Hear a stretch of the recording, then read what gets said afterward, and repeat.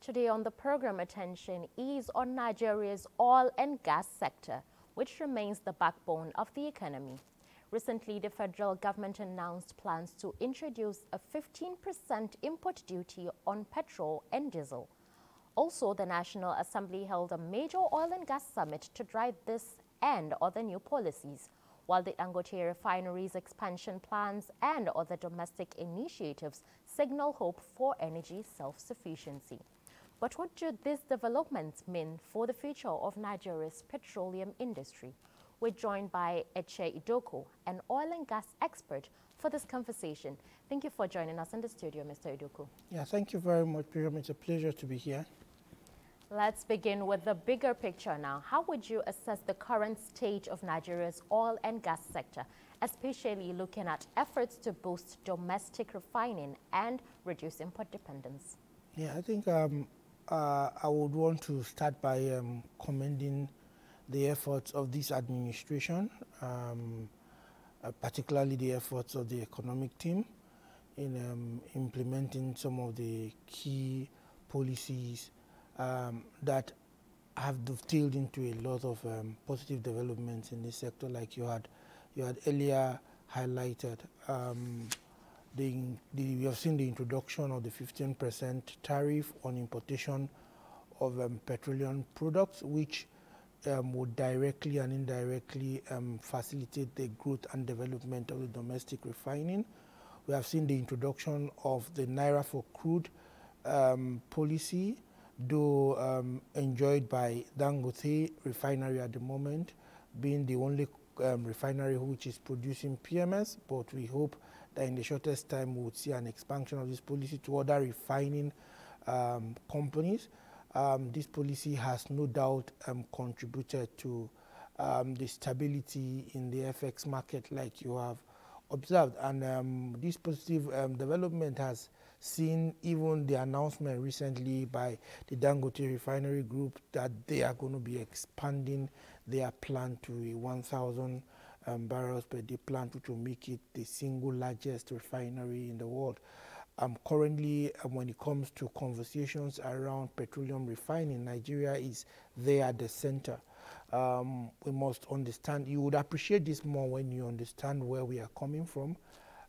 Just a little below a decade ago, we were a country that was not refining a single barrel of crude, since our refineries were moribund. Today, we are at the center of conversations globally when it comes to the sales and export of refined petroleum product. So, of course, the industry has witnessed quite a number of tremendous positive developments, and thanks to the policies. And of course, the implementers, I must give credit to the NUPRC and the NMDPRA for these efforts. They have continued to engage stakeholders, especially in the refining segment, to find a robust approach to the growth in the downstream and midstream particularly, which is the segment that directly affects the day-to-day Nigerian. Let's look at this. There's a proposed 15% tariff on refined petroleum products. That is aimed at protecting Nigerian refiners like Dangote. Some marketers are saying this levy may threaten operations. Others are saying government is pushing Nigerians too far. But how might this affect revenues, investments, and participation across the upstream and downstream sectors? Oh, okay, so as a member of the Refinery Association of Nigeria, Koran, as a matter of fact, I am their publicity secretary. This is something we've been advocating, amongst other things, for a while, to help in protecting the emerging private refining segment in Nigeria. I don't think, if properly implemented, this policy would in any way bring hardship to Nigerians. That is in an instance where we have enough domestic capacity. In some of the products, like in automotive gas oil, which is AG, or normal, the regular diesel, in the low power fuel, LPFO, which are heavy industrial oils, we already have exceeded capacity. In PMS, we are told repeatedly by Dangote that they have capacity to meet the domestic needs. There are a lot of other private refineries who are smaller modular refineries who hope to join the fray soon. I know Aradel is working assiduously on their own PMS line and should be joining soon. So if eventually these productions are sustained and they are enabling environment, aside from this 15%, with all the other factors are also implemented, like access to feedstock, regular feedstock by these refineries, fair crude pricing by local refineries. I don't think this will affect the populace at all. As a matter of fact, if you know, petrol stations, filling stations that are picking from Dangote is on record, sells cheaper than any other filling station till date. So I don't see how this would in any way impact negatively on Nigerians. Like I said, but there's a caveat, it has to be fully implemented. The 15% is just a subset of what has to be done. There are quite a number of other things that have to be done to make this begin to yield benefits for Nigerians. In fact, there is the bit where we are looking at conversations around forward integration so that tanks that hitherto were holding base for imported products will become a holding base for our exported products, and then we earn more FX. We are looking at how this policy in itself can even drive further down the pressure on the Naira. You mentioned Dangote. Let's now talk about the refinery. It recently announced plan to expand its refining capacity from 6,050 to 1.5 billion barrels. What can you say are the implications? What would that imply for Nigerians? Yeah, all right. Our domestic supply and regional energy market. Yeah, already the entrance of Dangote at 650 alone has been a major game changer, not only to Nigeria and the sub-region, but globally. Dangote is one of the largest exporters of aviation fuel right now to Europe.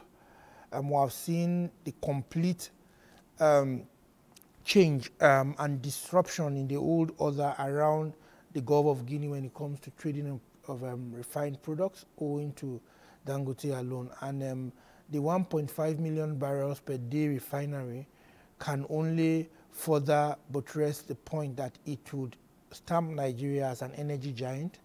Nigeria is supposed to be in the same place where the likes of Saudi Arabia and co are, or the Middle East countries are, the likes of the United States are when it comes to refined product. But before now, we haven't been able to fully utilize our potentials in terms of the reserves we have because we export majorly.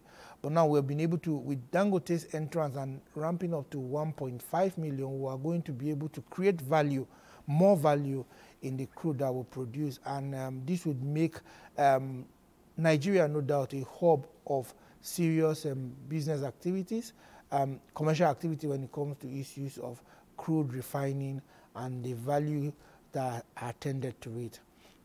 Mr. Idoko, still talking about Dangote, the refinery, not the rich man.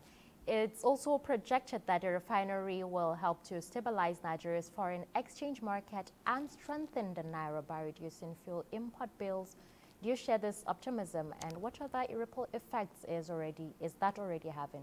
Yes, as a matter of fact, it's already happening. But then I would, as one who sits as a spokesperson for the whole, for the domestic refineries, I want to add, and I always add this in any of the media rounds I go to, that what we are seeing, yes, Dangote has done a lot, but we also must give credit to the other little players as well.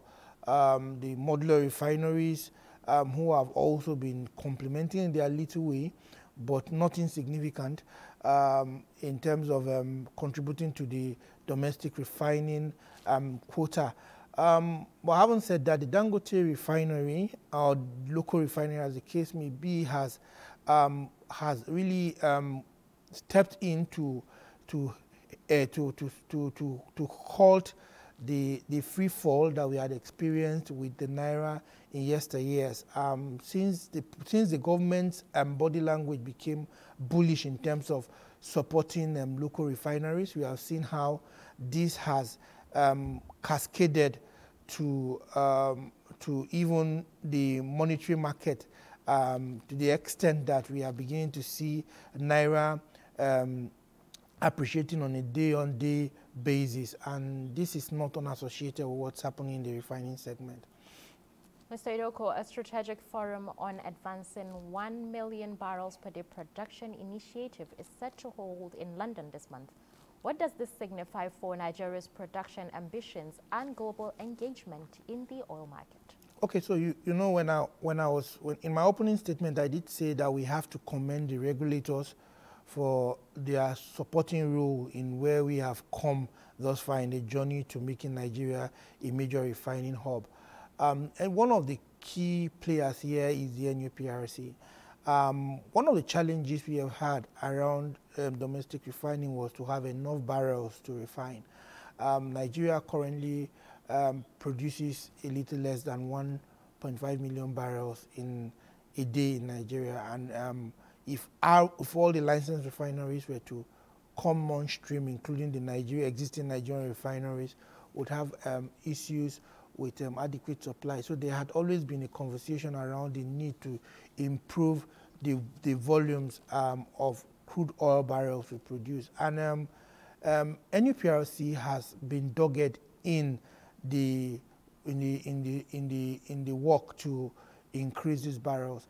So the London event is to basically pull together stakeholders and prospective investors to see how we can improve these barrels. And ultimately, this is to feed the growing local refining industry. And I must say it's a very, very commendable move by the regulators first, and of course by the government of President Asiwaju Bola Tinubu, who has given them the leeway and the support to achieve this. Before I quickly let you go, as the world transitions toward cleaner energy, how can Nigeria balance the need for energy security and economic growth with global decarbonization goals? What Nigeria is already heading in that direction, and what we have seen is the plethora of reforms in the energy sector, as have been highlighted. Some championed directly from the presidency, others by the regulators. And we've seen a lot of collaborations amongst the stakeholders, associations, groups, companies. There've been a whole lot of discussions going on. And for the first time, we have also seen a lot of proactive action from the National Assembly, I must add. Recently, like you highlighted in your report, the House Committee on Downstream and Midstream had an oil week. It was the first of its kind, and they addressed quite a number of issues. And in the coming months, we are going to be seeing a number of legislations as well as policy directions geared towards cleaner energy and securing the Nigerian energy space. I think the future of energy in Nigeria looks bright, I must say. No, hold on to that hope. Thank you very much for coming in, Mr. Eche Idoko. Thank you for your time. Yeah, thank you very much.